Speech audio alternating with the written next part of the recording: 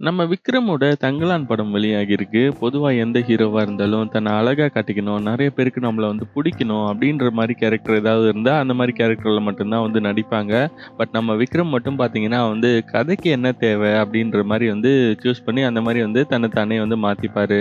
அந்த வகையில இந்த படத்துல தன்ன அழகா காட்டலைனாலும் பரவால்ல, அந்த கதையில அந்த கேரக்டர் எப்படி இருக்குமோ, அதே மாரி வந்து என்ன காட்டுங்க அப்படின்னு சொல்லிட்டு முன் தலலாம் கொஞ்சம் வழுக்க விழுந்த மாரி வந்து நடிச்சிருக்காரு.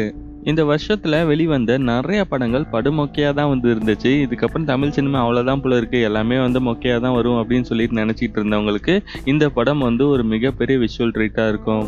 இந்த படத்தோட கதையும் வந்து ரொம்ப வித்தியாசமா தான் வந்திருக்கு. என்னதான் வந்து ஒரு நல்ல கதையா இருந்தாலும், படத்த எடுத்திருக்கிற விதம் சொல்லிட்டு ஒண்ணு இருக்கு. அந்த மாரி ஒழுங்கா எடுத்தா மட்டும் தான் வந்து படம் வந்து ஹிட் ஆகும். அப்படி இல்லன்னா வந்து நீங்க நல்ல கதையே சொன்னாலும், நல்ல விஷயங்களே சொன்னாலும், இந்தியன் 2 மாரி வந்து பயங்கரமா வந்து ஃப்ளாப் ஆவறதுக்கான வாய்ப்புகள் இருக்கு. பட் இந்த படத்த வந்து நல்ல கதையாவும் வச்சிருக்காங்க, நல்லாவும் வந்து எடுத்திருக்காங்க.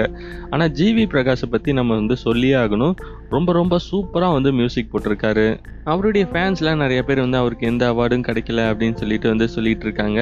பட் அவருக்கெல்லாம் அவார்டே வந்து தேவை கிடையாது. நம்ம வந்து பார்க்குற ஆடியன்ஸுக்கு புடிச்சுச்சு அப்படின்னா வந்து அதுதான் வந்து ஒரு நல்ல மியூசிக் டைரக்டர் கிடைக்கிற அவார்டு. எப்படியோ தமிழ் டைரக்டர்ஸ் எங்களுக்கும் நல்ல படங்கள் எடுக்க தெரியும் அப்படின்னு சொல்லிட்டு மத்த ஸ்டேட் டைரக்டர்ஸ்க்கு வந்து ப்ரூவ் பண்ணிட்டாங்க. இந்த படத்த எல்லாருமே கண்டிப்பா தியேட்டர்ல போயிட்டு பார்த்து என்ஜாய் பண்ணலாம். ஒரு வித்தியாசமான படம் பார்த்த ஃபீல் வந்து கிடைக்கும்.